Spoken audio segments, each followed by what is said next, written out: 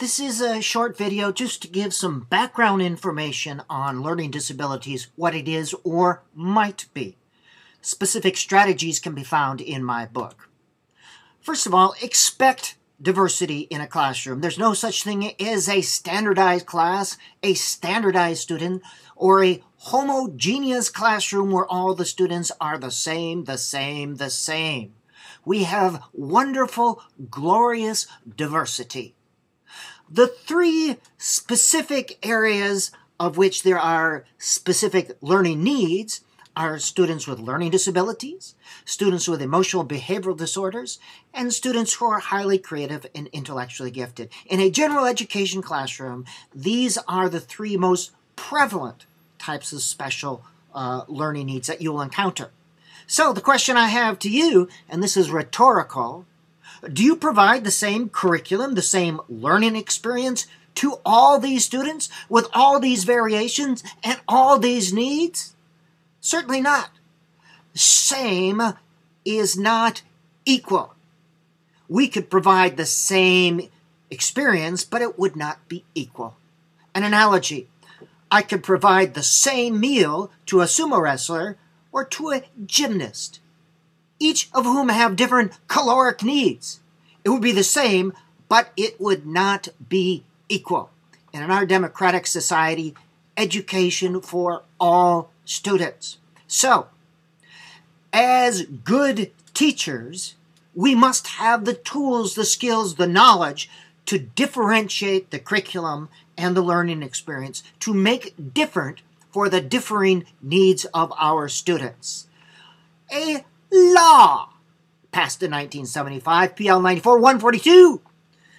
In order for schools to receive the money, they must provide free and appropriate education to all children with disabilities. All, not just some, but all. And here's the catch. In the least restrictive environment possible. Now let's take a look.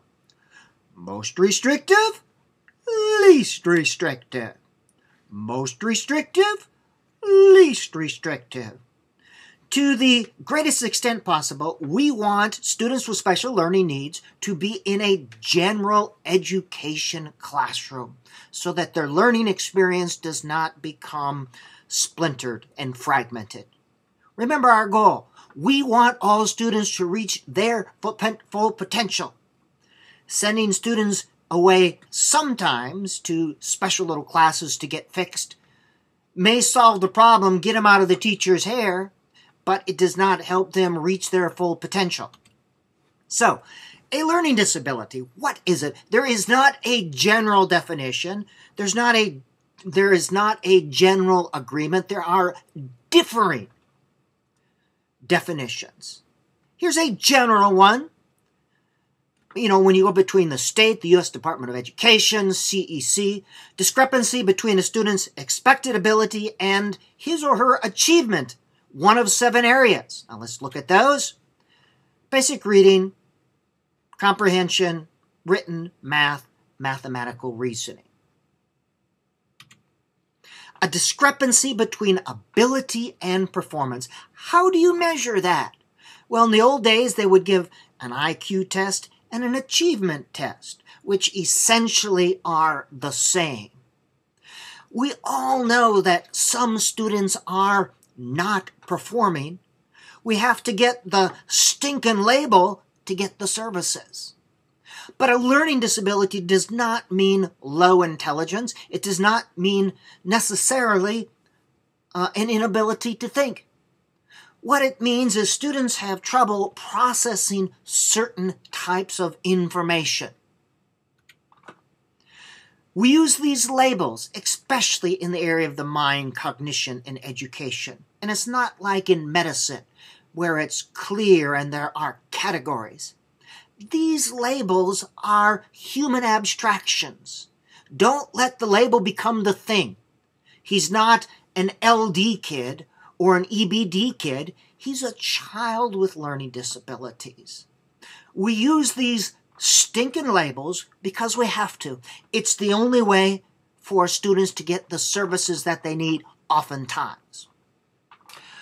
However, If the gen ed teacher and the special ed teacher who works in consultation with the gen ed teacher knows about differentiation, many of their needs can be met in a gen ed classroom. Differentiation is adopting the curriculum to fit the needs of the children. Now that sounds very complex, but once you understand, it's actually a lot easier to teach this way. It's a lot easier to teach correctly than it is to teach incorrectly. Now in the old days, mainstreaming, that's bad. When mainstreaming first came in, they just thought, well, we'll just dump all these special need kids in the general ed classroom and they'll kind of learn. Well, you can imagine the hit that was with gen ed teachers. We hated it. I was part of that. Because we had all these students with special needs, no knowledge, no skills, no training. And we had classrooms of 27, 28, and we're not able to meet the needs of our other students, much less special needs students. So they tried to fix the kid with special pull-out classes so that the kid could fit what was happening in the classroom. Mainstreaming, bad idea. Inclusion, good idea. Fit the curriculum to meet the needs of the child. Now, it's not as complex as it seems. I'm going to provide just an overview of what differentiation is. This is just an overview. I would need 7 or 8 different videos. But differentiation, you make different content, instruction, activities, and assessment. Think CIA or CIAA. Knowledge. You can differentiate by making the knowledge, skills, and concepts that you present to the children different.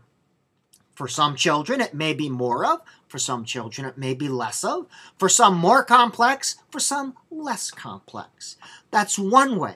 You have a basic set of knowledge and skills, but you can make that more or less complex. Instructional strategies. You have your basic knowledge and skills to be taught, but you can teach it a whole bunch of different ways. And I have videos going over all of these. So that's the second thing that could and should be differentiated. And then activities.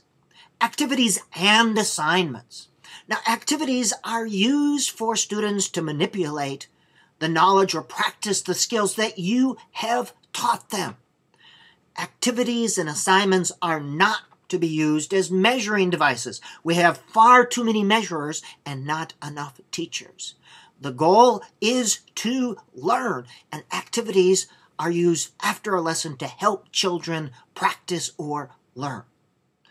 One of the ways we can differentiate is using activities that involve multiple intelligences, and I'll be talking about that, multiple levels of thinking or multiple dimensions of thinking.